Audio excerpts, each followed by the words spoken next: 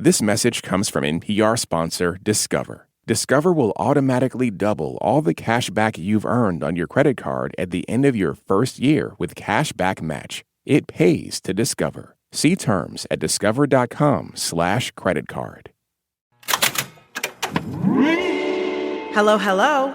I'm Brittany Luce, and you're listening to It's Been a Minute from NPR, a show about what's going on in culture and why it doesn't happen by accident.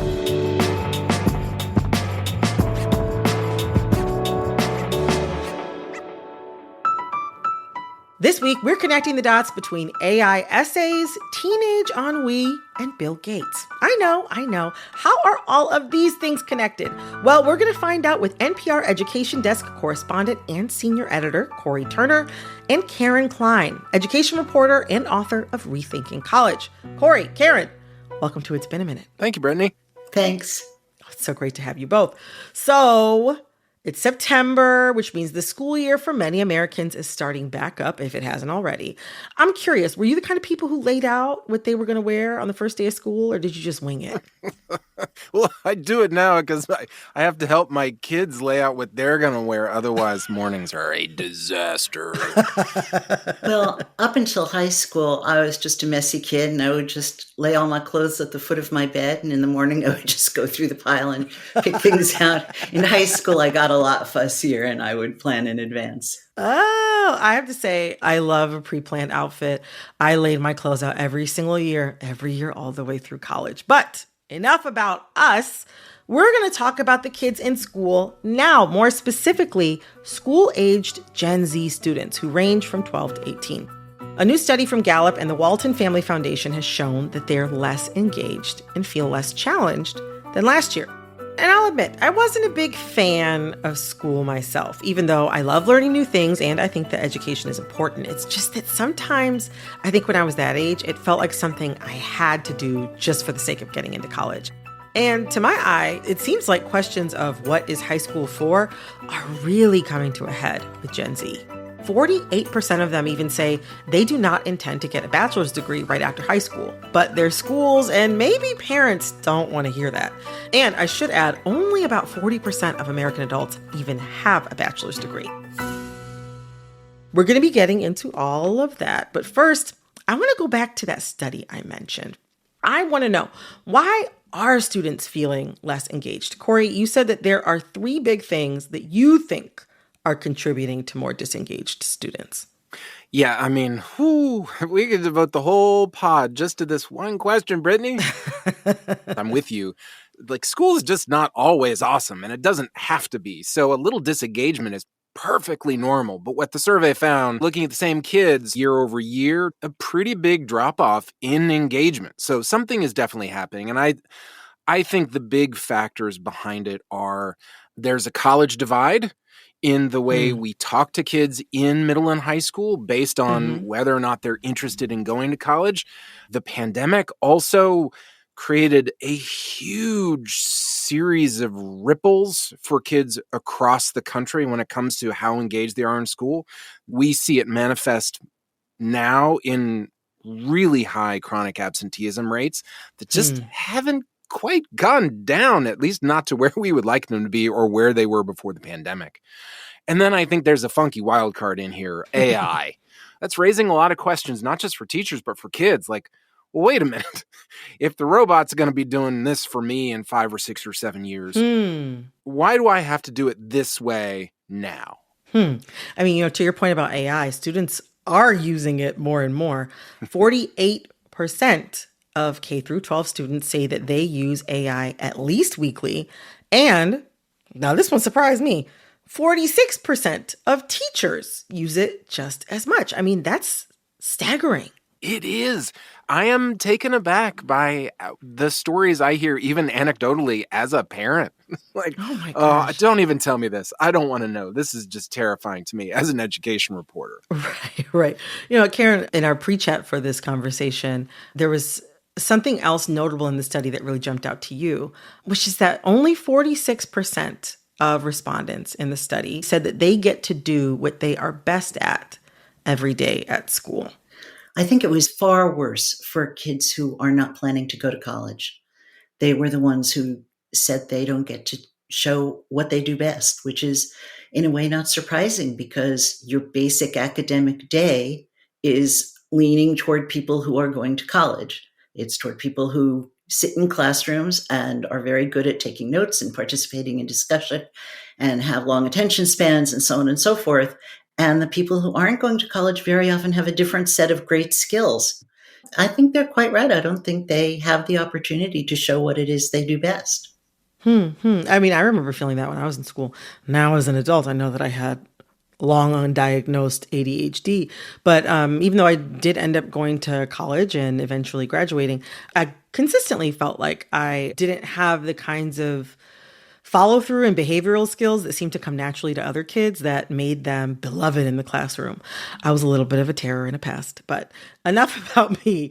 According to this survey, only about half of Gen Z even intends to go to college. And actually, the percentage of jobs that require a college degree has dropped a bit from 51% in 2017 to 44% in 2021. But according to this survey, kids are hearing a lot about college, as both of you mentioned, and they aren't hearing much at all about other options. And while all engagement is down, the engagement of students who don't intend to go to college is significantly lower than those who do. I wonder, what was high school for in the past, and how did we get to this place where high school seems to mostly be prep for college?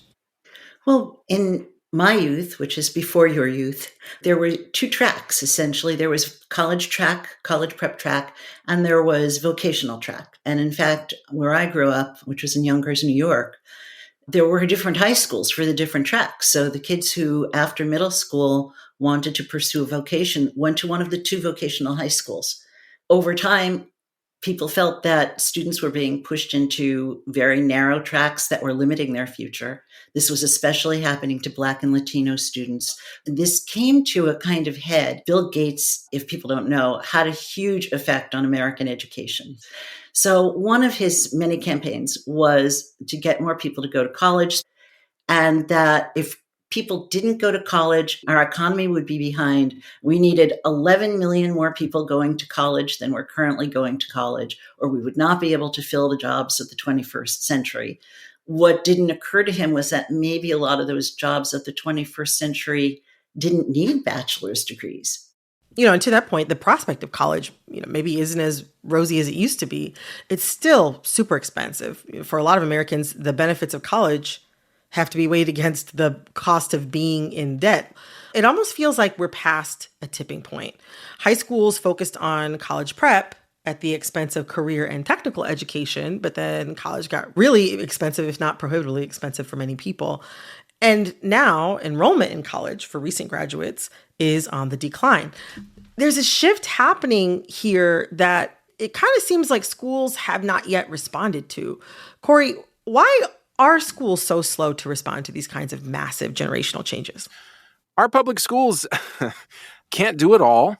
The mandate for the longest time has been focusing on grades, on test scores, on proficiency, on college. And we know, Karen knows this even better than I do, high school counselors, I think the average student caseload for a high school counselor is like 400 kids. So, how can you possibly, with the funding levels that so many of our public schools are at right now, how can you meet the demand without, reorienting philosophically? And that's just a thing that schools don't do quickly. And yet, I don't think it's that difficult. If you have a somewhat large high school that has more than one school counselor, you could designate a school counselor to become the expert on what are the things you can do if you're not planning to go to college. And right now, school counselors are just not very aware of those things. If they mention anything outside of college, the two things are military and skilled trades, like being a plumber or a welder. We all hear about welding and how we need more welders. Those are both great paths for people, but there's so much more. That, as Corey said, that there's entrepreneurship. They actually can find their way to great jobs through volunteering. They can go into the creative fields.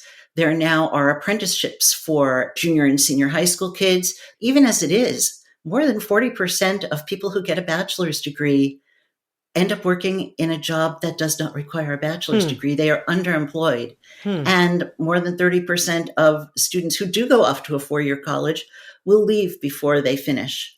So that's almost the worst because they've spent the money, they've spent the time, and they have absolutely nothing to show for it, not even a certificate or an associate's.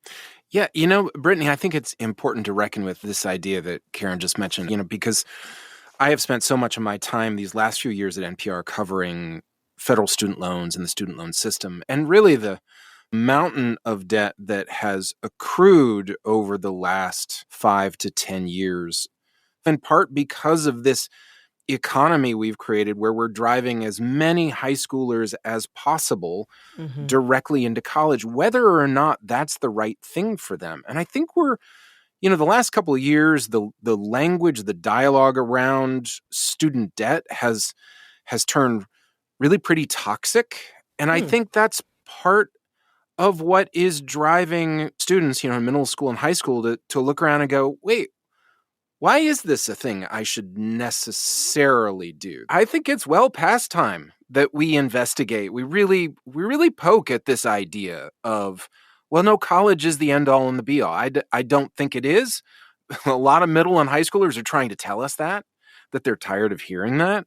And they want to hear about other options. But they're also just kids. They're teens. Like, they don't know what they don't know. And they're being let down by the adults.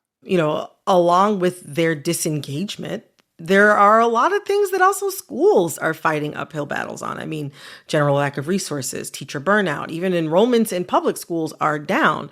And many school districts are having to close schools. I mean, to put it plainly, there's a lot of pressure on the American school system from all sides, and it's been under pressure for a long time.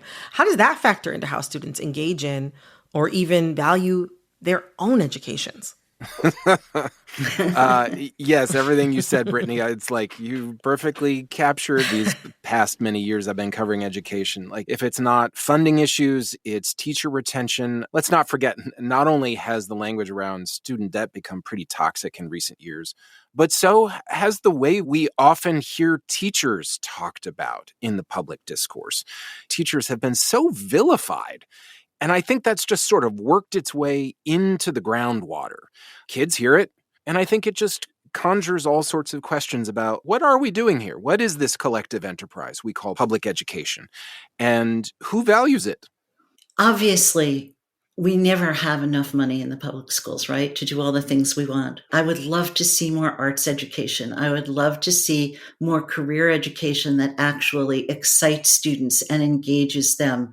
We need to have facilities that look nice, that kids want to go to. When kids go to a messed up place where the water is leaking through the ceiling and it just looks shabby and awful and the heating isn't working, the air conditioning isn't working, what's the message we're sending them about education? If we think they're not hearing it, they know that things that are valued look nice. They cost money. That might be clothing, but it also is their school. And when we don't invest in saying school is something we adults think is very important, and we think that how you spend your time as a teenager is very important, they pick up on that and they say, why, if nobody else thinks this is important, why should I think it's so important? Brittany, I've obviously been in a lot of schools, but one stands out to me that is so relevant to this conversation. It was in Des Moines, Iowa. And it was an alternative school. So it was for students who were at risk, many of whom had already dropped out, I think, once. But this school was a marvel. To Karen's point, you could see the money on the walls, in the spaces. When I say see the money, what you really saw was care, was intentionality. So they had a marine biology program, and there was an aquarium. They had a fashion design studio. And you could see the pride among the students. You cannot ignore the fact that somebody out there cared about us. Oh, and my producer just looked into this, and sadly, that school, Scavo High, has technically closed. Thinking about all this, as a culture, do we need to rethink the point of high school? I mean, look, the Gen Z survey suggests to us that only about half of them say they have plans to go and get a 4-year degree. If most of what we're talking about with them when it comes to this is what the future looks like is college, well, then, yeah, I think it's fair to say we're getting something wrong. It sounds like I'm trashing college right and left. I'm not. I think having a college degree is hugely helpful, and there are lots of jobs out there for which a degree is a gatekeeper. But if we want a well-rounded economy, then we got to do this differently. I want to be a little glass half full here. Of all the education issues I have covered politically, the solutions here are among the only things I've heard Republicans and Democrats actually agree on. And that means like increasing access to community college. Like, let's look at our local economy and ask, instead of just sending all kids to these 4-year colleges where they may or may not get a degree or ever pay off their debt, but let's think, what is a local or regional need, like nursing, and how can we help meet that need by training students specifically for those jobs? When we talked yesterday, Karen, you had mentioned something about trying to figure out ways to serve different kinds of students who had varying degrees of interest in college, while also not returning back to the old track system that you had mentioned earlier. Talk to us about that. It's going to be a tough one. I have to admit it, that in writing my own book, my big concern was once we say, yeah, there's a great valid path that doesn't need to include a 4-year college, will we go back to old racist ways of using that to tell Black and Latino kids, you don't really need to go to college. You can go do this. Now they can, and they can have a very successful future along with white kids and Asian kids who don't go to college. But if we're not applying that evenly, people aren't being offered opportunities. So we can't offer all courses. High school can't be all things to all kids because we just don't have the money. But we can offer clubs and extracurriculars on entrepreneurialism, on creative pursuit, apprenticeship. Well, Corey, Karen, I've learned so much here. Thank you both so much. You're welcome, Brittany. Thanks for having me. It's been a pleasure. And as a thank you to each of you, I'd like to teach you something by playing a game with you both. Can you stick around for a tiny bit longer? Yeah. Oh, joy. Wonderful. We'll be right back with a little game I like to call, But Did You Know? Stick around. This message comes from NPR sponsor Sattva. Founder and CEO Ron Rudson shares the story of how he got started creating Sattva. In 2007, 2008, I went out and I bought the most popular luxury mattresses. I tore them apart and I realized, based on the raw materials cost and the analysis that I had done, that I was able to sell that level mattress, but with a very affordable price. To learn more, go to SAATVA.com/NPR. This message comes from NPR sponsor Discover. It's good to share helpful knowledge, so here's a tip that could be doubly helpful. Discover will automatically double all the cash back you've earned on your credit card at the end of your first year with Cashback Match. That means you could turn $150 cash back to $300. It pays to Discover. See terms at discover.com/creditcard. This message comes from BetterHelp. It's back to school time. And even if you haven't been to school in a while, you can still learn a thing or two, particularly about yourself. Therapy can help you do just that by helping you discover your strengths, set boundaries, and adopt new coping skills. And BetterHelp Online Therapy is convenient, flexible, and built around your schedule. Visit betterhelp.com/NPR to save 10% on your first month. That's betterhelp.com/NPR.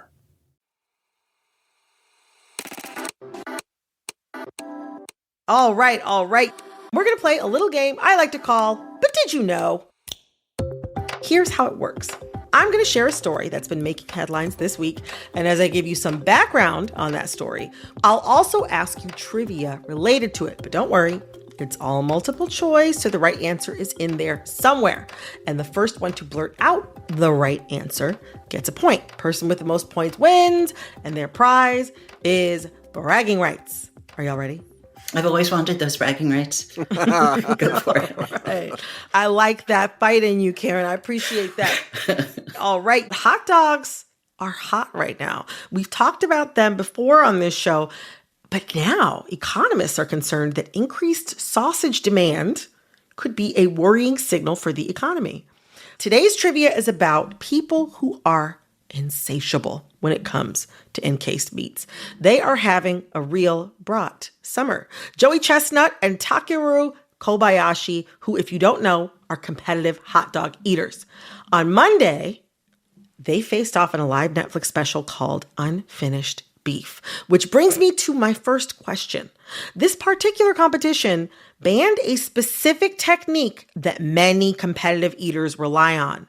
What is that technique? Is it A, eating the meat and the buns separately, B, dunking the hot dogs in water, or C, ripping the hot dogs into smaller pieces so they don't have to chew? I'm going to go for C. How about separate the dog from the bun? Unfortunately, neither one of you is right. The answer is B, dunking the hot dogs in water. It acts as a lubricant for the throat and also the bun. I call trick question because I was thinking of the hot dog, not the bun. My man Joey Chestnut, he usually does up his hot dogs with water, but what do either of you put on yours? I like some spicy brown mustard, but if I'm at the ballpark, it's got to be relish. Oh, okay. Relish at the ballpark. Yeah, but it's really only a ballpark indulgence, so Okay. I don't know why. Alrighty. So question number 2. So at Unfinished Beef, Chestnut was able to beat Kobayashi and his own world record at the same time. No water dunking, okay? So I ask, what is the new record? Is it A, 174 hot dogs in 1 hour, B, 16 hot dogs in 1 minute, or C, 83 hot dogs in 10 minutes? 83 and 10. I agree. The answer was indeed C. So Corey, you got that one correct. You were first. Chestnut said this on stage. I've been trying to hit 80 hot dogs for years. And without Kobayashi, I was never able to do it. But this is where it gets beautiful. Chestnut said, he drives me. Oh. We weren't always nice to each other, but I love the way we push each other to be our best. To be our best. That's adorable. Well, to recap the score, Corey, you are at 1 point, and Karen, you are at 0 points. Karen, you can have half of my point. Right now, I'm going to break it like a hot dog. You get half the hot dog. I'll take half the hot dog. We're even. Well, then, this is the tiebreaker. All right, question number 3. Once the time was up and all the dogs were safely packed away into the competitors' stomachs, the officiators had to check to make sure no funny business had happened. What did they do to verify the result? Did they, A, check the bottom of the competitor's shoes to make sure no one hid any crumbs, B, inspect the insides of their mouths to make sure nothing was hidden away, or C, give them a pat down? B, because I saw an eating competition thing on House MD, which used to be one of my favorite shows, and the guy had to open his mouth and show. Yeah, actually, that rings true for me, too, for some reason. Well, I'll tell you what. Unfortunately, neither one of you got this one. Is the pat down? The answer was A. Check the bottom of their shoes to make sure no one hid any crumbs. 83 hot dogs, and we're talking about crumbs? Hey, buns. Buns count. Luckily, we each have half a point. We are winners, Karen. We are wieners. I appreciate that, Corey, but I can live with being a loser this time. I really think I can. Well, Corey, Karen, thank you both so much for joining me today. Thanks for having me. Thanks. That was NPR Education Desk correspondent and senior editor Corey Turner and Karen Klein, author of Rethinking College. I'm going to take a quick break, and when I get back, gentrification has long been known as a big city phenomenon. But what does it look like when it hits smaller cities? Stick around. This message comes from NPR sponsor REI Co-op. For the next half minute, REI wants to remind you that you can't make more time, but you can make the most of it by calling timeout. Timeout on the algorithms, comfort zones, and life on autopilot. REI believes that getting outside is the best way to get out of our routines and instead find new routes. When you're ready, they have the gear, clothing, classes, and advice to get you started. Visit your local REI co-op or rei.com/opt-outside. This message comes from NPR sponsor Bluehost. Try Bluehost Cloud, the hosting plan made for WordPress creators by WordPress experts. With 100% uptime, fast load times, and 24/7 support, your sites can handle high traffic spikes. Visit Bluehost.com.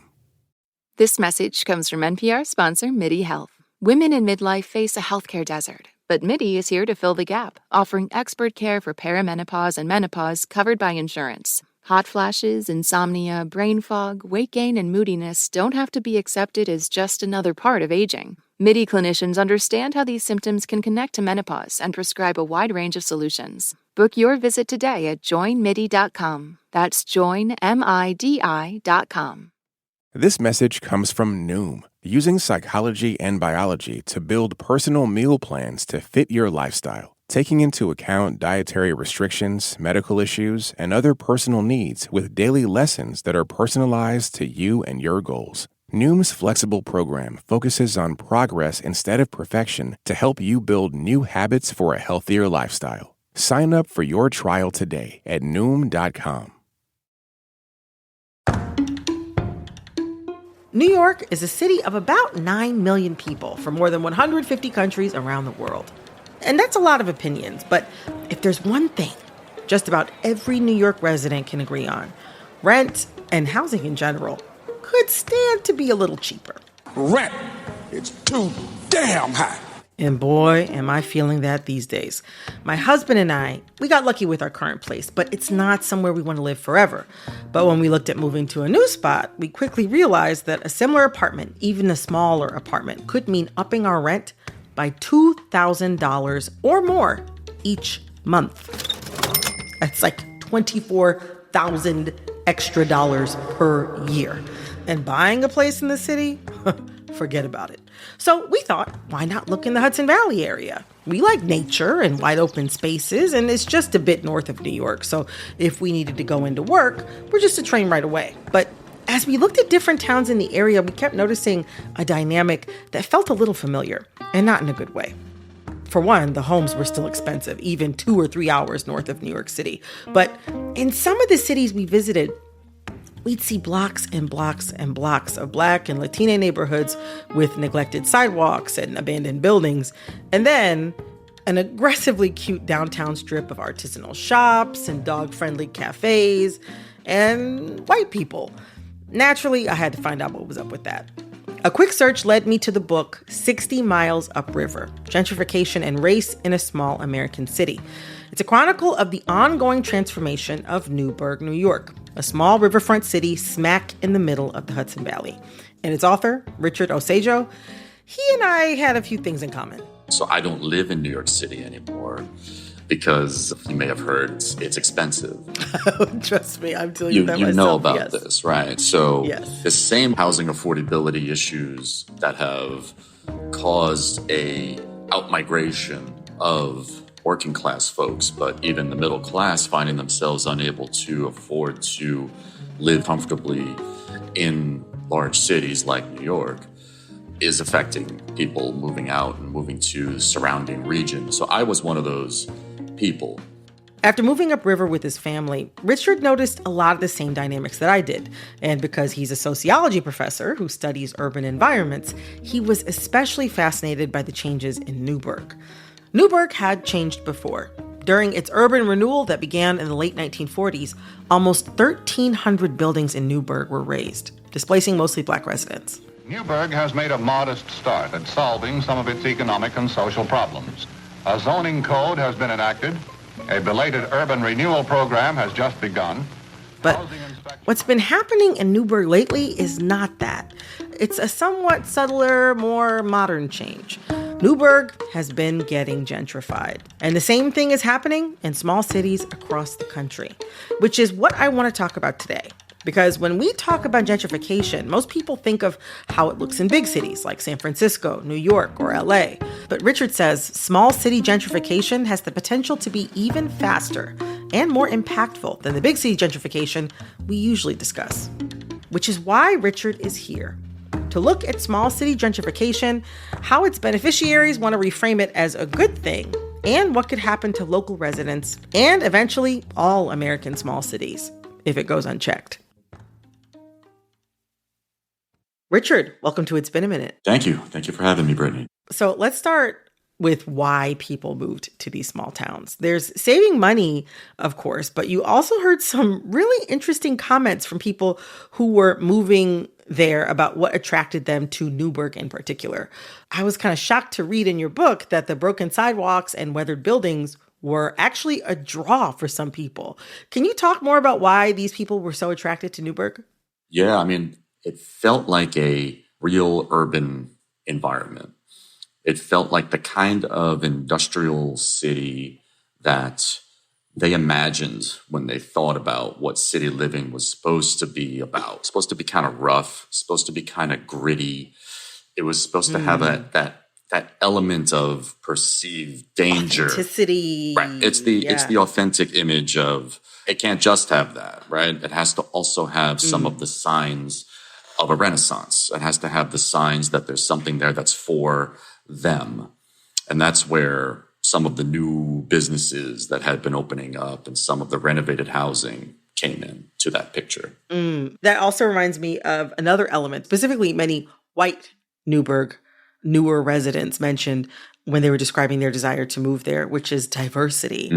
Talk to me about how those factor into this vision of urban living as well. Yeah, absolutely. They would always use the word diversity. What they wouldn't do is examine just exactly what diversity means and how Newburgh arrived at this moment where we can say that it is diverse. Right? Newburgh is 80% non-white. It's Hispanic and Black. Very high poverty rate, especially in the historic district. And so this gritty authenticity and diversity is a consequence of racialized disinvestments and racialized poverty. Those get all kind of smoothed out by this term diversity, which has a very positive value to it. It's the idea that, well, I didn't want to live in the suburbs because those are not diverse. Suburb becomes like the code for white, basically. Diversity becomes kind of the code for urban as part of the scene in a way. It's something that isn't always spoken, that the suburbs, are stereotypically understood to be white and urban areas are, quote unquote, diverse, even if that has flipped in many areas. And like you mentioned, diversity has like a very positive association with it. So, there's kind of a halo effect from, touting that word or having a desire for diversity. These folks are moving from big cities to places that might emulate the feel of a big city. And when they move there, they are presumably buying there. It's kind of known that homeowners have more power than renters. But what does that look like in a city like Newburgh? Yeah, so when folks move to smaller places where their buying power goes a lot further. These folks, by moving to a smaller town, a smaller city where real estate is much less expensive, they're able to become homeowners, business owners, property investors, even small-scale developers and real estate actors right away. And this is a second key difference, and that's that when the urban middle class moves to these smaller municipalities, they often get more involved civically and politically. The folks who I studied, when they were in New York City, they almost never got involved in local politics. They were interested in, national politics and national issues. But they weren't at like their community board meeting or anything like that. They weren't going to community board meetings. They didn't know who their council person was. They weren't going to city hall. But in this new place where they're property owners, where the scale of the governments and bureaucracy is so much smaller and so much more legible. In a place like Newburgh, the mayor is the history teacher. Council people are accountants and they work for the Board of Ed and they are just people in the community. There's volunteer opportunities in economic development, in zoning, in planning. It sounds like it's a lot easier for a middle-class person to become powerful in a sense. Yes, absolutely. And as a group, they could certainly become very powerful in relatively small numbers, getting kind of politically engaged to, further their own interests, to protect their own housing investment, to want to shape the city to reflect their own personal preferences, consumer tastes, cultural ideas, and things like that. This is a city that is mostly residents of color. How have they been dealing with these changes? Yeah, I saw two things, and I describe it in the book as a demonstration of ambivalence toward it. So on the one hand, there was an appreciation for what was happening. There was a sense that change is good. We need to see change here. We've been struggling. The city's been struggling for a long time. So there's like some openness to it. Yes. Perhaps, as opposed to immediate pushback. Yes, correct. Like, oh, there's new people coming up from New York City. They've got some money. They've got some ideas. There was that hope. But on the other hand, there was a lot of dissatisfaction with the results. There was a lot of feelings of resentment that a lot of their own efforts toward addressing poverty, towards their own forms of placemaking, were being neglected, were being pushed aside. There was the sense that what's being done here is not for us, because in part it's not really taking our needs very seriously. It's imposing them upon us from people who have that stronger leverage to do so. You've discussed what some people have felt like are the pluses or the upsides to gentrification, such as having more areas of commerce or new restaurants or bars or certain kinds of opportunities and whatnot.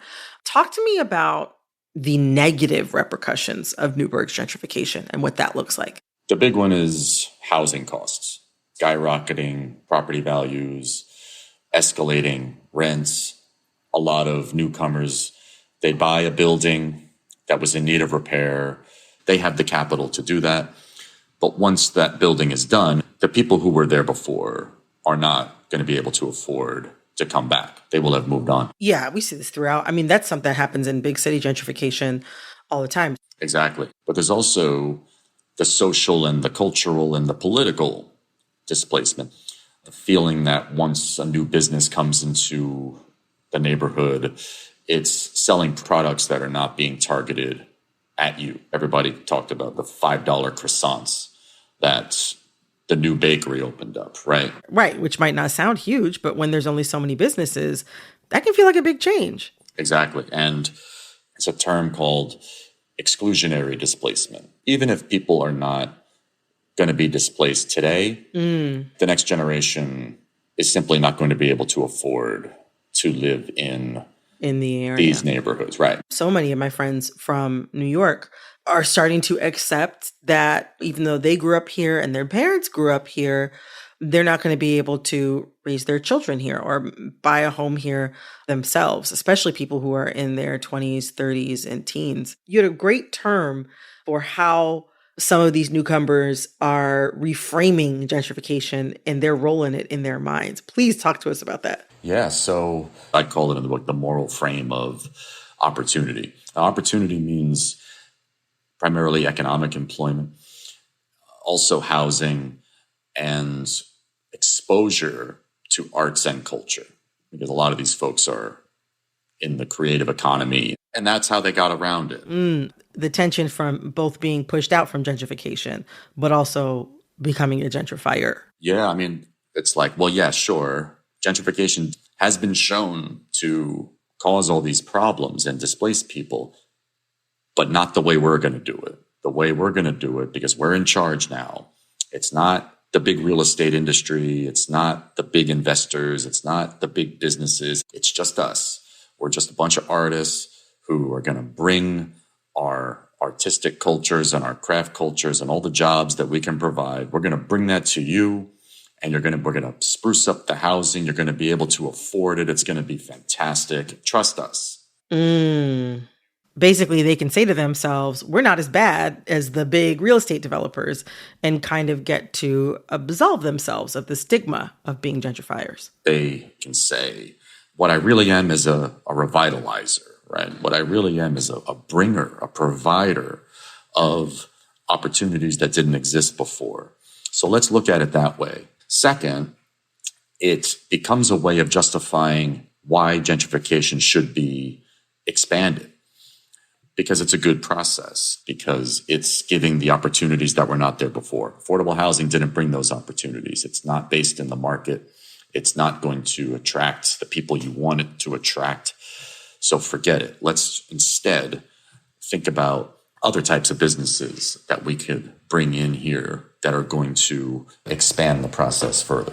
As we're specifically talking about today, small town gentrification, so many of these harmful dynamics are bigger and they run deeper than even the most dedicated group of longtime residents or even the most dedicated group of principled newcomers can fix on their own. And so I wonder, in your opinion, how do we get out of this and make urban living something that can be accessible and enjoyable for people of all kinds? We can look at just practical solutions, building more permanent, affordable housing, stronger rent protections, or inclusionary zoning. But then there's like the deeper issues, right? The relationship between race and real estate, how communities that are majority Black tend to have lower real estate value than comparable communities that are majority white, even ones that are next to each other. You could almost kind of say, well, all right, you can pass laws, you can pass policies, but we're not going to like really resolve a lot of those issues until we start to address racism. We see how central race is to so many of these problems, then race has to also be central to the solutions. Well, gosh, Richard, I mean, we will see how all of that turns out. But in the meantime, I really, really appreciated the perspective that you shared in this book. And I thank you so much for coming on and talking with us about it today. Thank you so much. Thank you so much for having me. This was a pleasure. That was Richard E. Osejo, author of 60 Miles Upriver, Gentrification and Race in a Small American City.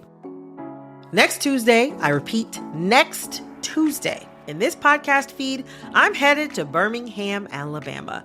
We are continuing to drop into cities across the country for the Smackdown, a debate over what are the most influential things and people from American cities, which I ask you, how much do you know about Birmingham, Alabama? For example, did you know that of the city's nearly 200,000 residents, 137,000 are Black? Look out, DC. Turns out you're not the only chocolate city. Tune in to the Birmingham Smackdown next Tuesday, wherever you get your podcasts. This episode of It's Been a Minute was produced by Barton Girdwood, Alexis Williams, Liam McBain, Corey Antonio Rose. This episode was edited by Jessica Plachek. Engineering support came from Carly Strange. Our executive producer is Jasmine Romero. Our VP of programming is Yolanda Sanguini. All right, that's all for this episode of It's Been a Minute from NPR. I'm Brittany Luce. Talk soon.